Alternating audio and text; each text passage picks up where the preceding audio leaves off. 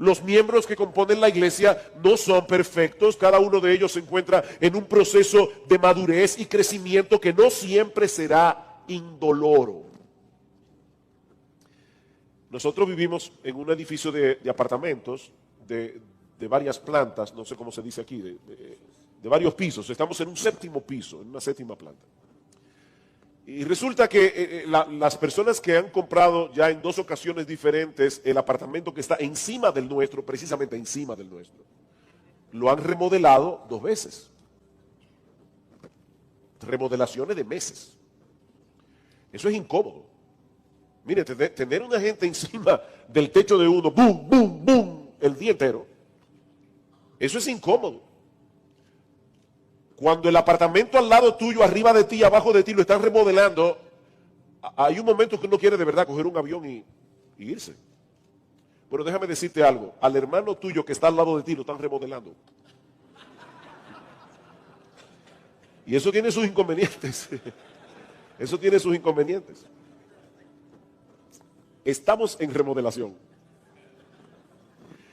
Y cuando los creyentes no están conscientes de esa realidad, en vez de beneficiarse de ser parte de una iglesia, muchas veces terminan encontrando en la iglesia muchos tropiezos innecesarios al haberse forjado expectativas irrealistas que fueron luego frustradas.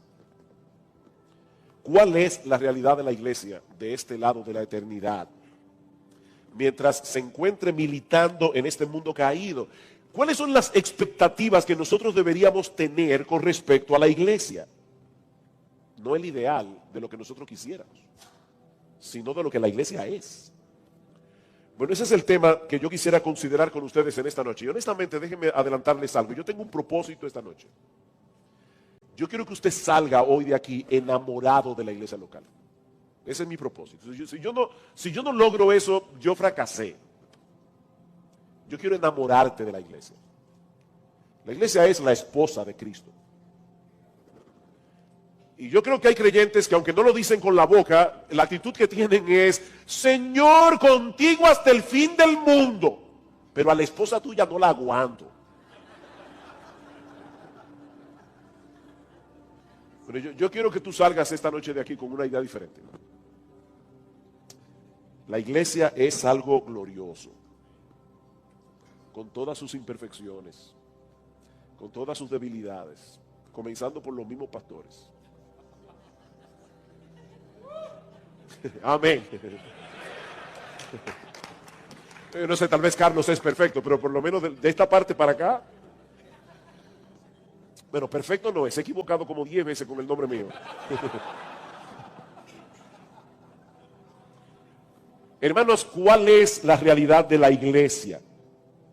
Bueno, yo quiero mostrarle 3 aspectos de la realidad de la iglesia en este mundo caído, la realidad de la iglesia de este lado de la eternidad. En primer lugar, la realidad de su composición mixta. La realidad de su composición mixta. Idealmente hablando, las iglesias locales deberían estar compuestas únicamente por creyentes, por personas que han sido transformadas por el poder de Dios, que han experimentado un nuevo nacimiento. Esa es una de las diferencias fundamentales entre el pueblo de Dios del antiguo pacto y el pueblo de Dios en el nuevo pacto. En el Antiguo Testamento, todos los israelitas circuncidados pertenecían al pueblo de Dios, independientemente de la condición de su corazón.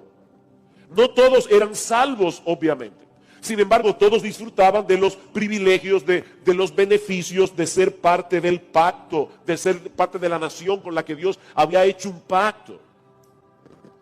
Pero en el libro de Jeremías, Dios anuncia la llegada de un nuevo pacto, muy diferente del anterior.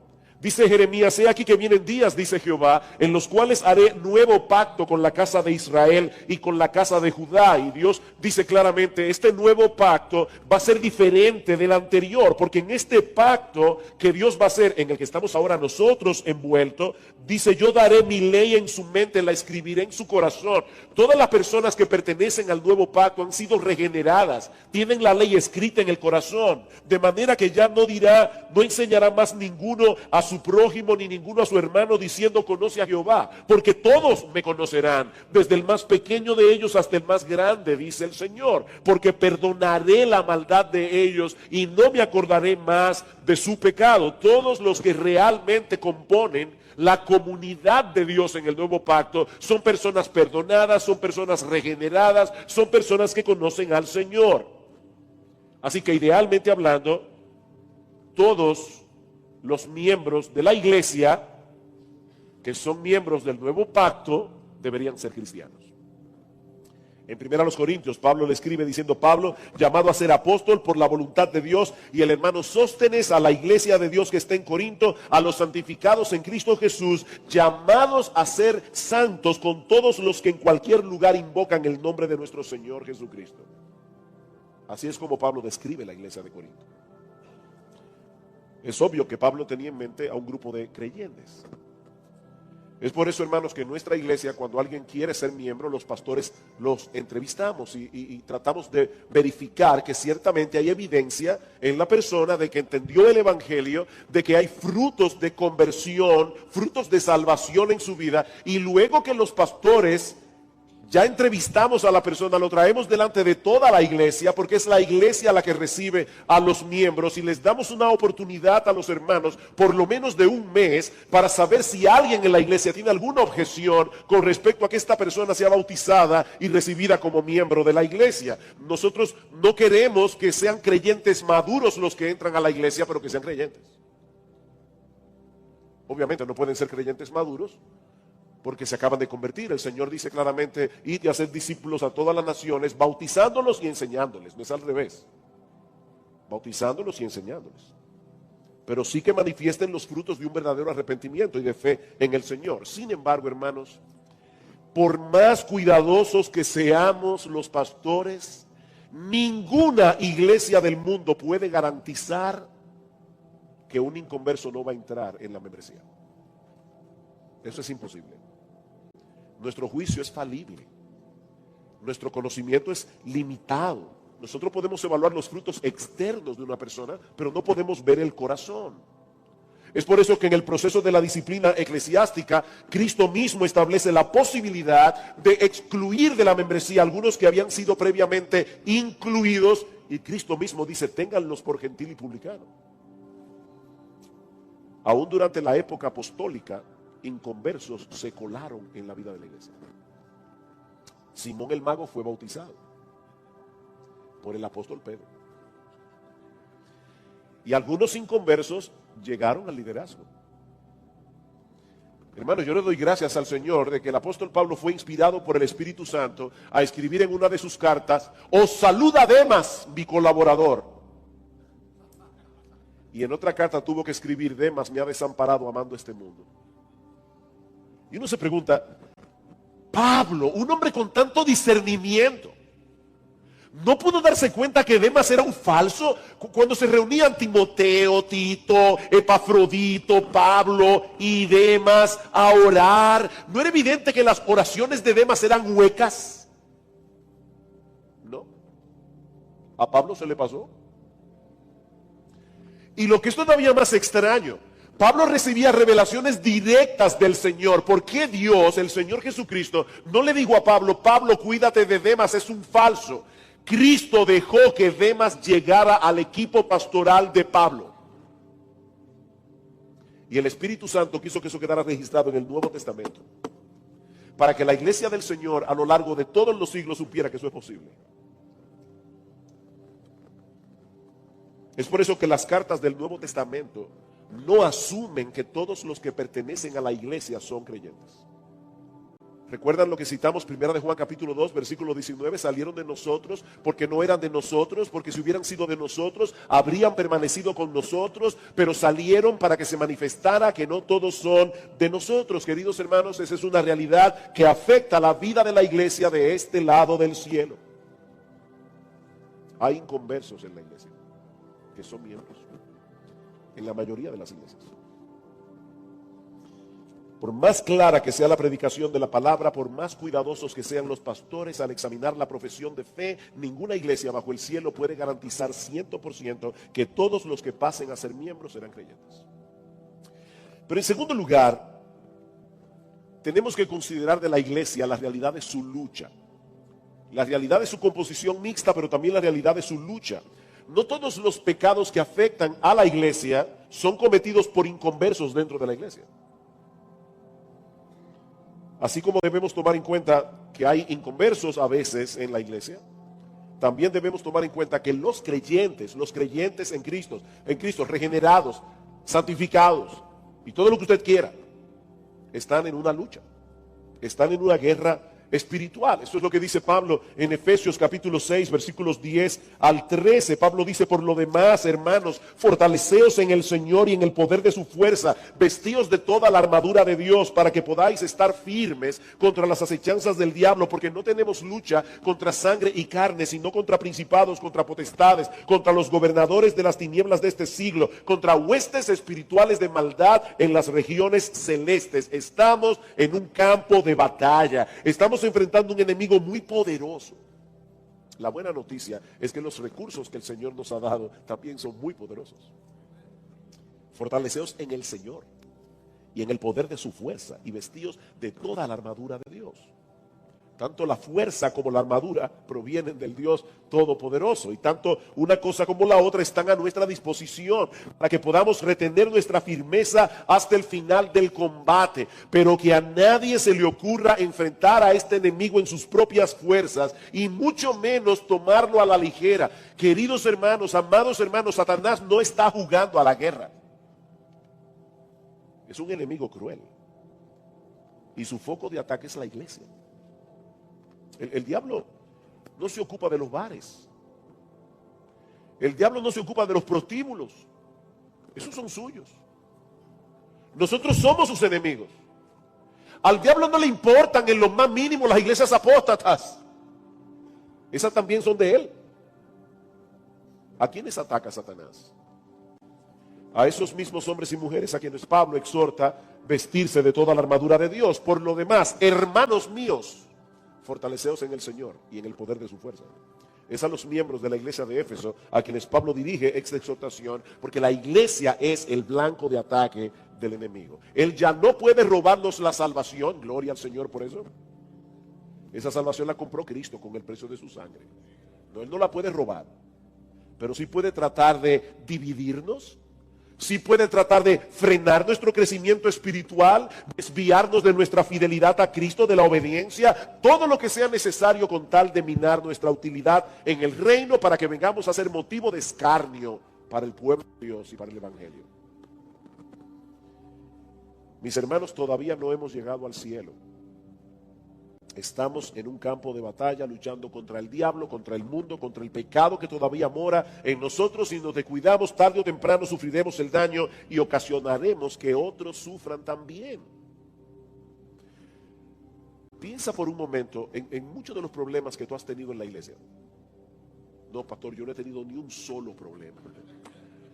Wow, qué bueno, hermano. Pero para aquellos pobres mortales que sí lo han tenido, te vas a dar cuenta que todos o muchos de esos problemas han sido ocasionados por el pecado de otro. Y muchos de esos pecados los cometen cristianos. Cristianos que pecan contra ti. Si tu hermano peca contra ti, dice el Señor, fortaleceos en el Señor y en el poder de su fuerza. Vístanse de toda la armadura de Dios, porque de lo contrario vamos a salir heridos. Sin embargo, esta es una moneda que tiene dos caras. Nosotros no podemos dejar de ver la lucha en la que todos los cristianos estamos envueltos, pero hay otra realidad que yo quiero poner delante de vuestros ojos, porque es una realidad que muchas veces pasamos por alto. Ya dijimos la realidad de la composición mixta de la iglesia, ya hablamos de la realidad de la lucha de la iglesia, pero no pasemos por alto la realidad de la victoria de la iglesia. La victoria de la iglesia. Seguramente muchos aquí han escuchado de ese profesor que muestra a sus alumnos una cartulina blanca con un punto en el centro. Y le pregunta a los alumnos, ¿qué tenemos aquí? Todos responden, un punto. Y el profesor les dice, qué injustos son ustedes. No, aquí hay toda una cartulina blanca, pero ustedes solo vieron el punto negro.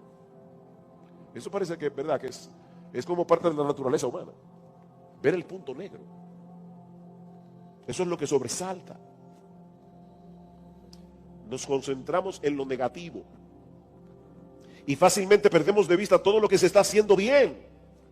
Por eso, cuando pensamos en el pueblo de Dios, vamos a ser honestos otra vez. Cuando pensamos en el pueblo de Dios, muchas veces lo primero que suele venir a nuestras mentes es el punto negro en la cartulina. ¿Saben por qué? Porque el resto lo damos por sentado. Por ejemplo, todo creyente debería llegar temprano a la iglesia. Todo creyente. A menos que una causa justa, ¿verdad?, se lo impida. Pero todos deberíamos ser puntuales. Yo le decía a los hermanos cuando dimos la charla de educación que una de las características que tenemos los dominicanos es que nosotros somos increíblemente puntuales. Me imagino que en México debe ser igual. Cuando tú invitas a un dominicano a una reunión que comienza a las 8, él llega a las 9 en punto. Ahora, nosotros somos cristianos, por encima de ser mexicanos, por encima de ser dominicanos, y si decimos una hora debe ser, como decimos nosotros allá, hora cristiana. Ahora, hay personas que llegan tarde al culto y los hermanos se dan cuenta. Ahora, ¿cuántas veces tú te has visto a ti mismo dándole gracias a Dios por todos los que son puntuales? Señor, gracias por esos hermanos que hacen provisión para estar en su iglesia a tiempo. No lo notamos. No lo notamos porque ellos están haciendo lo que estaban supuestos a hacer. Y eso puede aplicarse a muchas otras áreas en la vida de la iglesia. Mis hermanos, nosotros debemos hacer el esfuerzo consciente de estar más al acecho de aquellos motivos por los que debemos darle gracias a Dios, por la iglesia, por los hermanos que componen la iglesia y luchar contra esa tendencia de concentrarnos únicamente en lo malo. Y en ese sentido el apóstol Pablo es un ejemplo. Busquen todas las cartas de Pablo, excepto Gálatas. Pablo comienza sus cartas siempre diciendo, yo doy gracias a Dios por ustedes. Yo a veces me pregunto, si yo hubiera escrito la carta a los Corintios, yo hubiera comenzado diciendo, yo le doy gracias a Dios por la forma como Dios los ha bendecido con toda gracia a los Corintios. Pero no solamente debemos estar más atentos a esos motivos visibles de acción de gracias, sino que también debemos estar conscientes, mis queridos hermanos, de que nuestros hermanos a nuestro alrededor, al igual que nosotros, están peleando diariamente una batalla en la que obtienen grandes victorias que nadie ve. Siempre la iglesia está llena de hipócritas. Piensen esto. Piensen esto. ¿Cuántos hermanos llegan? Yo no sé aquí, pero en Santo Domingo pasa que a veces uno va al banco y cuando uno llega al counter, al cajero, bueno, sí, pero exacto, al cajero, ahí está una joven, muy bonita, bien mal vestida, y uno tiene que decirle, vine a hacer un depósito. Eso nadie lo vio, el hermano que quitó la vista para no ver lo que no debía ver, nadie lo vio. Eso fue algo que sucedió entre él y Dios. El hermano que estaba viendo televisión y salió de repente una escena que él no debía ver, inmediatamente cambió el canal. El hermano que cerró sus labios para no descargar su ira contra ese conductor imprudente que se metió en vía contraria y casi te arrolla. Y el hermano estaba a punto ya y dijo, no, yo soy cristiano.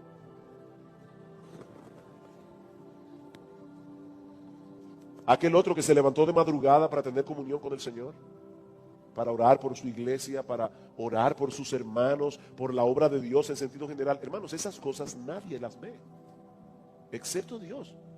Yo quiero que ustedes piensen en todas las victorias que los hermanos de tu iglesia tienen cada día que tú ni te enteras.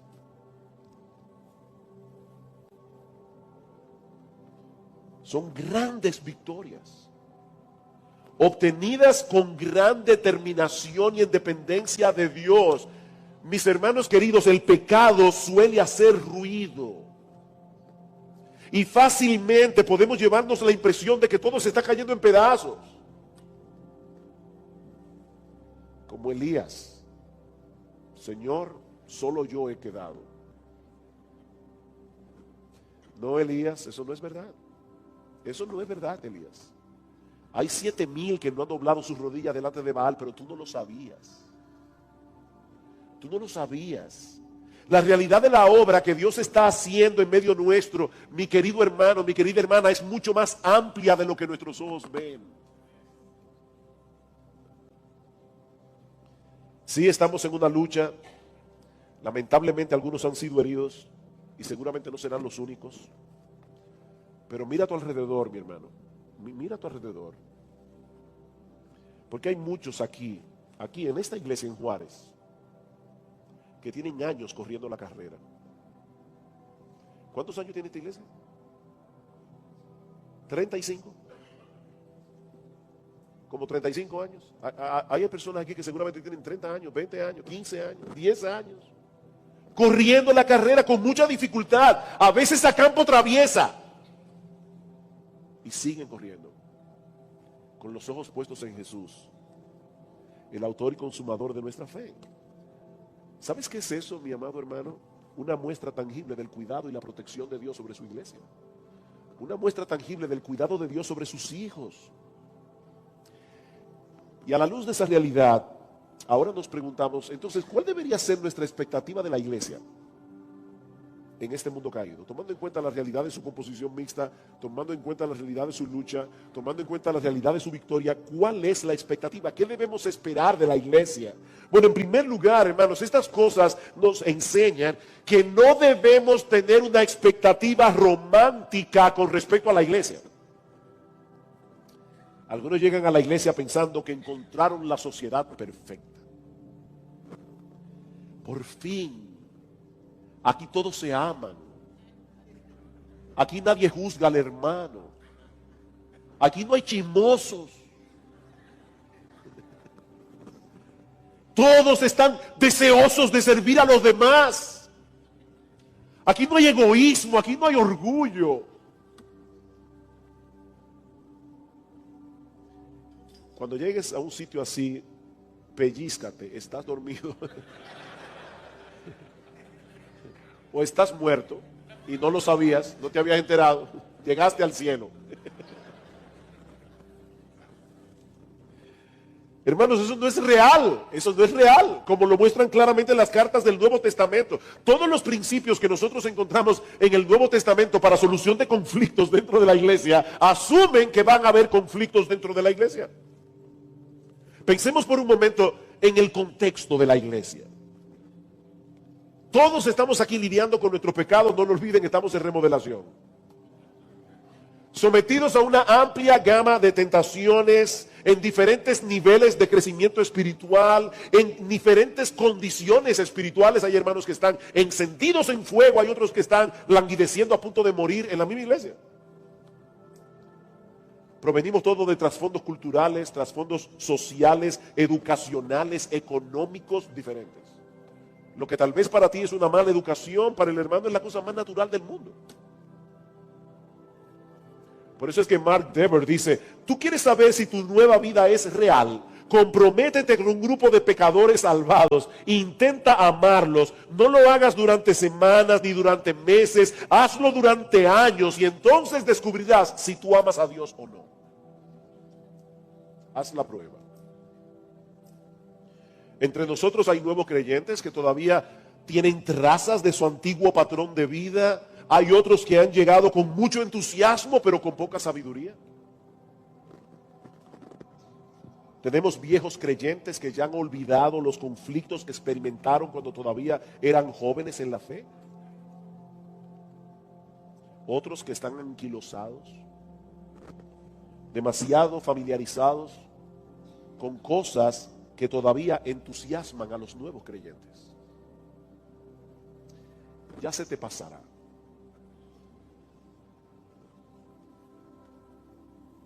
Tengo contra ti, le dice el Señor a la iglesia de Éfeso, que has perdido tu primer amor.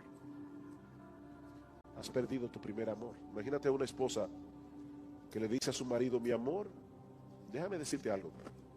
Mira, yo voy a seguir planchando tus camisas, yo voy a seguir haciéndote la lavandería, voy a hacerte la comida, voy a atenderte.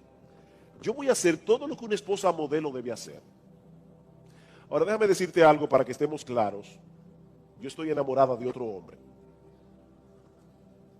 El esposo no le va a decir, bueno, pero por lo menos vas a seguir haciendo todas las otras cosas.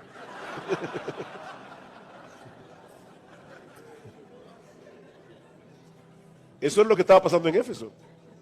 Ellos estaban haciendo las mismas cosas, pero no con el mismo corazón. Esa es la iglesia en el mundo real. Ahora, por esa razón no deberíamos asumir una postura cínica con respecto a la iglesia. una postura pesimista con respecto a la iglesia. Esos mismos que llegan a la iglesia con una visión romántica son los que generalmente se van despavoridos cuando ven la realidad. No es como pensaron al principio. Y luego escuchamos a ese tipo de personas hablar de la iglesia con mucha amargura y resentimiento. En los años que yo tengo siendo pastor y aún cuando tengo que viajar a otros lugares, las cosas que yo oigo de la gente hablando de la iglesia, es horrible. Es horrible, personas que están quemadas. La iglesia está llena de hipócritas. Por eso yo he decidido no pertenecer a ninguna iglesia local. Yo no sigo a hombres. Yo sigo a Cristo. Es que si tú sigues a Cristo, debes hacer lo que Él dice. Y Él dice que tú debes pertenecer a una iglesia. Queridos hermanos, la iglesia continúa siendo la sociedad de los redimidos, el cuerpo de Cristo, la comunidad sobre la cual Dios tiene sus ojos, el instrumento por medio del cual Dios proclama, sostiene, mantiene la verdad en el mundo. Timoteo, esto te escribo, aunque tengo la esperanza de ir pronto a verte, para que si tardo sepas cómo debes conducirte en la casa de Dios, que es la iglesia del Dios viviente, columna y baluarte de la verdad. Eso es la iglesia. Esa iglesia imperfecta. Es el lugar donde Cristo manifiesta su gloriosa presencia cuando 2 o 3 se congregan en su nombre. Wow. Cristo viene y se hace presente en su iglesia. Eso no sale por internet. Eso no sale en la grabación. Hay que estar aquí. Cuando Cristo se pasea en medio de los 7 candeleros de oro, hay que estar aquí. Eso no se experimenta en ningún otro lugar. Estar en la iglesia en el día del Señor, con el pueblo del Señor, escuchando la palabra del Señor. No hay nada que sea más valioso que eso.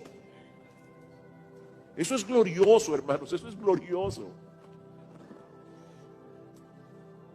Es en la iglesia donde operan los dones que Cristo da a su pueblo para edificar a sus santos. Ese es el pueblo con el que tenemos comunión ahora y con el que tendremos comunión por toda la eternidad. Sí debemos tener una expectativa realista de la iglesia de este lado de la eternidad, pero no una perspectiva pesimista de la iglesia. A lo largo de los siglos, la iglesia de Cristo ha tenido que pelear muchas batallas. Muchos han celebrado anticipadamente la desaparición de la iglesia. Pero me encanta como dice alguien, han repicado las campanas, han anunciado su muerte, han publicado la esquela mortuoria, pero el cadáver nunca ha aparecido. La iglesia sigue aquí. Porque Cristo dijo que las puertas del Hades no prevalecerán contra ella. Y Él va a cumplir su promesa. A veces los creyentes leen ese texto: yo edificaré mi iglesia y las puertas del Hades no prevalecerán contra ella. Y se imagina la iglesia, ¿verdad?, en un rinconcito allí tratando de protegerse de los ataques del diablo. No, hermanos, lo que ese texto enseña es exactamente al revés. Es el diablo que está tratando de que la iglesia no penetre. Son las puertas del Hades las que no prevalecerán contra la iglesia. La iglesia está allí atacando la ciudadela del infierno, sacando esclavos, sacando cautivos y libertándolos con el evangelio en el nombre de Jesucristo. Y nadie podrá impedir que la iglesia haga eso.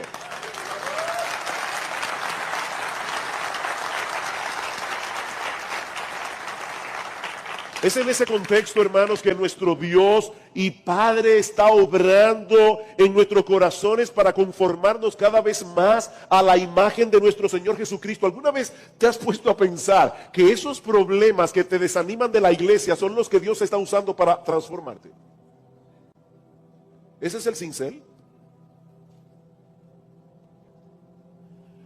Examinen cada aspecto del fruto del Espíritu que aparece en Gálatas 5:22. Y ustedes se van a dar cuenta que todos crecen únicamente en medio del problema. El fruto del Espíritu es amor. Ajá, ¿amor a quién? Amor al que te cae bien, amor al que te sirve, amor al que es incondicional contigo. No, eso no es un fruto del Espíritu, porque hasta los impíos aman a la gente que los ama. El fruto del Espíritu es amar al que no es amable. El fruto del Espíritu es amor, gozo, gozo, gozo. No cuando tienes un buen sueldo, una buena salud, un buen coche. Es gozo en medio de la dificultad. Ese es el fruto del Espíritu.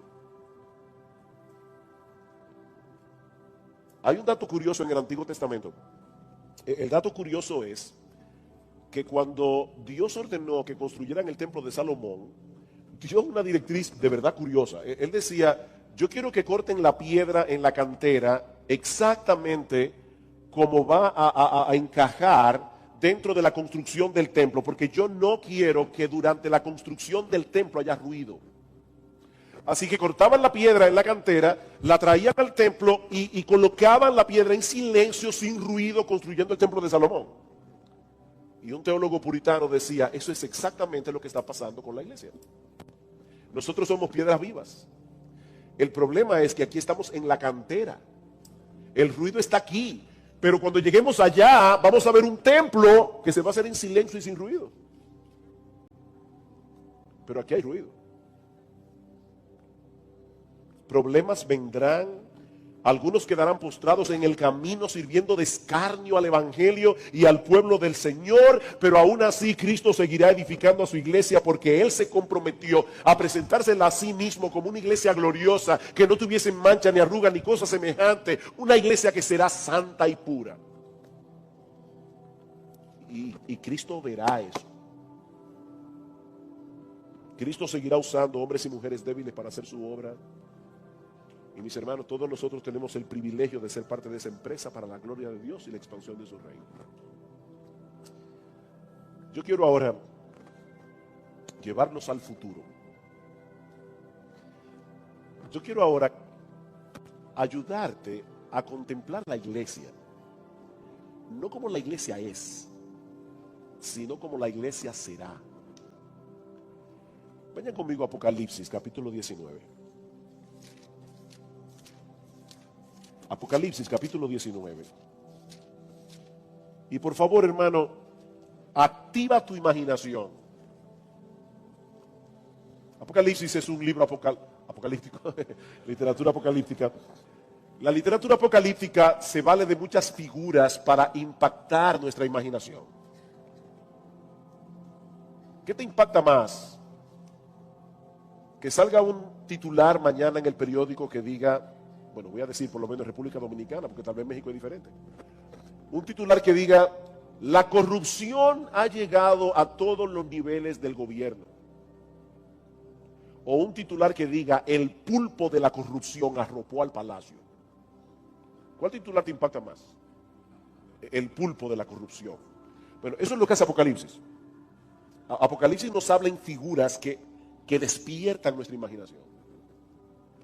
Dice en Apocalipsis capítulo 19, versículo 6, y oí como la voz de una gran multitud, como el estruendo de muchas aguas y como la voz de grandes truenos que decía, aleluya, porque el Señor nuestro Dios Todopoderoso reina, gocémonos y alegrémonos y démosle gloria, porque han llegado las bodas del Cordero y su esposa se ha preparado. ¿No puedes tú amar a esa esposa ahora? Porque si no puedes amarla ahora, tal vez tú no vas a estar ahí. Apocalipsis 21. Vi un nuevo cielo y una nueva tierra, porque el primer cielo y la primera tierra pasaron y el mar ya no existía más. Y yo, Juan, vi la santa ciudad, la nueva Jerusalén, descender del cielo de Dios, dispuesta como una esposa, ataviada para su marido. ¿De qué está hablando Juan aquí? De la iglesia. Por favor, hermano, no es que vamos a vivir en una ciudad cúbica. No. Juan está describiendo la iglesia. Noten el versículo 9. Vino entonces a mí uno de los 7 ángeles que tenían las 7 copas llenas de las 7 plagas postreras y habló conmigo diciendo, ven acá, yo te mostraré la desposada, la esposa del Cordero. ¿Quién es la esposa del Cordero? La esposa del Cordero es la iglesia. Y ahora Juan en un lenguaje simbólico, va a comenzar a describir la iglesia futura, la iglesia glorificada, como si fuera una ciudad extraordinaria. Y dice, me llevó en el espíritu a un monte grande y alto y me mostró la gran ciudad santa de Jerusalén, que descendía del cielo teniendo la gloria de Dios. Y su fulgor era semejante al de una piedra preciosísima como piedra de jaspe, diáfana como el cristal. Eso será la iglesia. Por eso dice Juan aquí, que está fundada sobre los 12 apóstoles. ¿Qué es lo que está fundado sobre los apóstoles? La iglesia. ¿Y por qué dice el texto que la ciudad tenía una forma cúbica, que dice que la anchura, la altura era igual? Hermanos, la escritura debe interpretarse con la misma escritura. ¿Qué es lo único que hay en la Biblia que tiene forma de cubo? Lo único que hay en la Biblia que tiene forma de cubo es el lugar santísimo, en el tabernáculo y en el templo. Lo que Juan está diciendo aquí es que cuando la iglesia esté en gloria, cuando la iglesia esté glorificada, mis hermanos, nosotros seremos el lugar santísimo. Mira, mi hermano, ninguna de las dificultades que nosotros hemos padecido, estamos padeciendo o tendremos que padecer en nuestro peregrinaje al cielo se puede comparar con el privilegio y las bendiciones espirituales que ahora tenemos en Cristo. Eso es lo que Pedro está diciendo. Déjame hacerte una pregunta. Si el Señor te diera a escoger en esta mañana entre una vida sin dificultades, sin problemas económicos, sin enfermedades, sin COVID-19, sin ningún problema con tu esposo o con tu esposa, sin ningún problema con tus hijos, una vida casi perfecta, pero sin Cristo, ¿qué tú escogerías? Bueno, mira, para un verdadero cristiano la respuesta está más clara que el agua. No, prefiero la enfermedad, el problema económico, problema con mi esposo, con mi esposa, con mis hijos. Prefiero padecer de COVID, prefiero estar entubado en una clínica, pero con Cristo mi Señor. Esa es la respuesta de cualquier creyente. Miren, mi hermano, no importa el precio que tengamos que pagar por seguir a Cristo, no importa las dificultades que tengamos que enfrentar en este mundo caído, no existe en todo el universo absolutamente nada que podamos comparar con la gloriosa salvación que nosotros disfrutamos aquí y ahora y las glorias que experimentaremos cuando Cristo regrese en gloria. Pablo dice que las aflicciones del tiempo presente, cualquiera que sea, no son comparables con la gloria venidera que nosotros ha de manifestarse. Pero Pedro nos dice también, en segundo lugar, que si hoy podemos disfrutar de esta gran salvación, de ese entendimiento, de tener a Cristo en nosotros, es porque Dios envió al Espíritu Santo que inspiró a los profetas para que nosotros hoy podamos creer en Cristo. Versículo 12. A ellos les fue revelado que no se servían a sí mismos, sino a vosotros, en estas cosas que ahora os han sido anunciadas mediante los que os predicaron el Evangelio por el Espíritu Santo enviado desde el cielo. El mismo Espíritu que inspiró a los profetas y que Pedro le llama aquí el Espíritu de Cristo. El mismo Espíritu que inspiró a los profetas del Antiguo Testamento fue el mismo Espíritu Santo que inspiró a los apóstoles para escribir el Nuevo Testamento, y es el mismo Espíritu que actuó en nosotros con poder por medio de la predicación del Evangelio para que hoy tú y yo podamos ser creyentes. El mismo Espíritu Santo. Si el Espíritu Santo no hubiera abierto tu entendimiento a través de la predicación de la palabra de Dios, todavía estarías muerto en tus delitos y pecados. Fue por la obra del Espíritu en ti, a través de la predicación de la palabra, que hoy disfrutas el privilegio de ser cristiano. Dios envió a su Espíritu desde el cielo para que aplique la salvación de Cristo en tu corazón.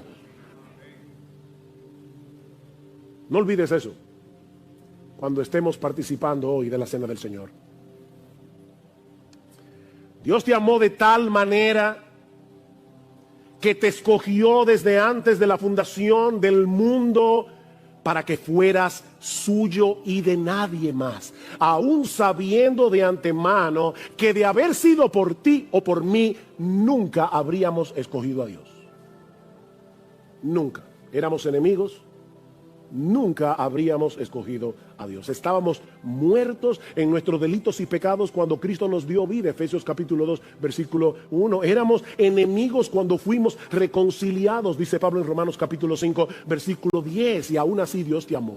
Aún así Dios te escogió. Desde antes de la fundación del mundo te llamó por nombre. Y 2000 años después envió su Espíritu Santo directamente a ti para que te salvara, para que abriera tu entendimiento, para que pudieras comprender el Evangelio. Dice el apóstol Pablo que Dios, que mandó que de las tinieblas resplandeciera la luz, es el que resplandeció en nuestros corazones para el conocimiento de la gloria de Dios en la faz de Jesucristo. Tal vez estabas en una iglesia, un amigo te invitó, un familiar te invitó, tal vez habías oído el Evangelio muchísimas veces y nunca habías reaccionado, y el mismo Dios que en Génesis capítulo 1 versículo 3 dijo sea la luz, envió a su Espíritu Santo. Él vino a ti y dijo sea la luz, y de repente tú viste lo que nunca antes habías visto, que eras un pecador merecedor del infierno, pero que Jesucristo murió en la cruz para pagar por nuestros pecados. Y fue así como tú viniste de la muerte a la vida. Qué gloriosa salvación. Fue el Señor que envió que alguien te predicara el Evangelio. El Señor movió a alguien que te predicara. Fue el Señor que envió su Espíritu Santo para que cambiara tu corazón de piedra en un corazón de carne, para que tú pudieras venir a Cristo en arrepentimiento y fe. Mi hermano, recuerda eso cuando estemos celebrando la cena del Señor. Pero todavía Pedro no ha terminado. Pedro le dice a estos creyentes: sí, yo sé que ustedes están sufriendo, yo sé que ustedes están en medio del fuego de la prueba, pero miren, los profetas del Antiguo Testamento hubieran querido tener el privilegio que ustedes tienen. 2, el Señor envió su Espíritu Santo para que inspirara a los apóstoles, para que escribieran el Nuevo Testamento. Luego envió a alguien que te predicara, y luego usó a su mismo Espíritu para que te abrieran los ojos. Pero en tercer lugar, ahora Pedro nos dice que la salvación que tú y yo tenemos ahora nunca deja de sorprender a los ángeles. La salvación que tú y yo tenemos ahora nunca deja de sorprender a los ángeles. Mira el versículo 12. A ellos les fue revelado, a los profetas, que no se servían a sí mismos, sino a vosotros en estas cosas que ahora os han sido anunciadas mediante los que os predicaron el Evangelio por el Espíritu Santo enviado del cielo. Cosas a las cuales los ángeles anhelan mirar. Hay dos palabras claves aquí: anhelan y mirar. La primera significa desear fervientemente.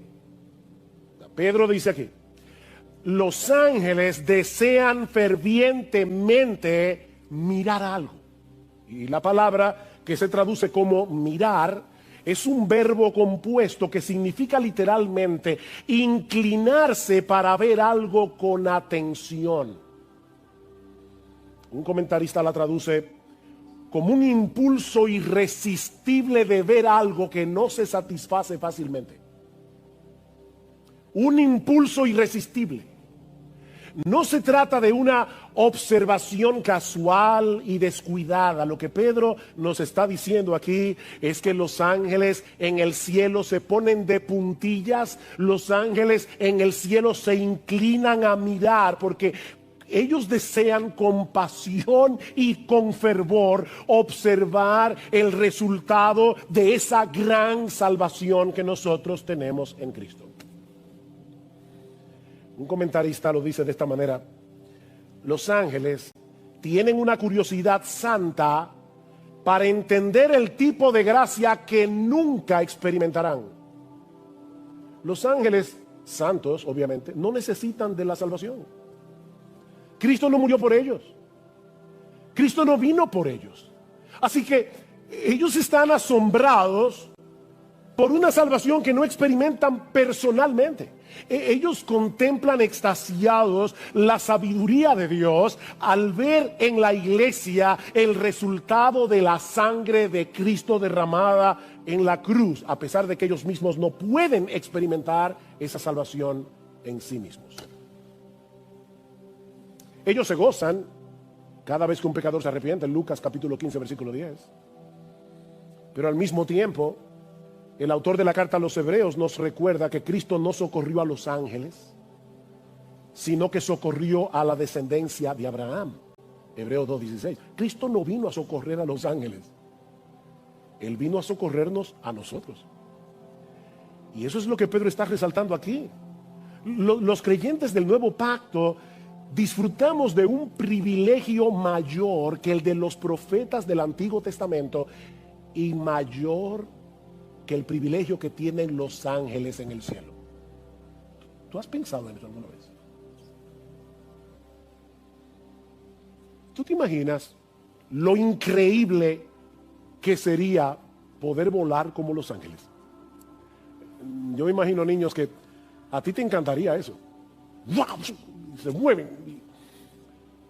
¿Tú te imaginas lo que sería eso? O tener el poder que tienen los ángeles. Dice en el Antiguo Testamento que en un momento dado que los asirios atacaron al pueblo de Israel, un ángel del Señor mató 180,000 asirios en una noche. ¡Wow! ¡Qué poder! ¡Qué poder! ¿Y sabes qué? Esos ángeles contemplan desde el cielo con asombro lo que tú y yo tenemos en Cristo. Me imagino que tal vez los ángeles pensarán, y ellos estarán entendiendo lo que tienen. Porque ellos adoraban al Hijo de Dios antes de encarnarse. Ellos saben que Él es Jehová de los ejércitos. Ellos saben que Él es el Dios todopoderoso, y de repente lo ven hacerse bebé en el vientre de una virgen en Belén, y nacer en un establo, y morir en una cruz. Y los ángeles dicen: ¡Oh! Ese es mi Señor. Un himno que cantábamos cuando estábamos recién convertidos decía en una de sus estrofas: con potestad sin igual en el cielo Él gobernaba. Los ángeles su voluntad siempre cumplían, pero un día lo vieron cargar la cruz por la senda de dolor y muerte. Por ti murió, por mí murió. ¡Oh, qué gran salvación! Los ángeles están viendo a su Señor.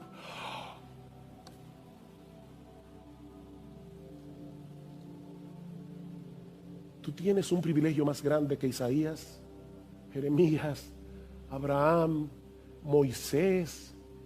Tú tienes un privilegio más grande que los ángeles, mi hermano. Y ni hablar si nos comparamos con la gente del mundo que no conocen al Señor. Ni hablar.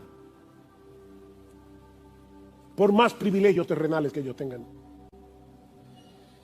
Mira, piensa en los hombres de más influencia, de más poder, en los más ricos y famosos del planeta. Toma todo lo que ellos tienen y ponlo en una balanza, y lo que tú tienes pesa 1000 veces más. Lo que ellos tienen es basura, dice el Señor. Basura. Toda la fortuna de Bill Gates, basura. Toda la influencia y el poder de George Soros, basura.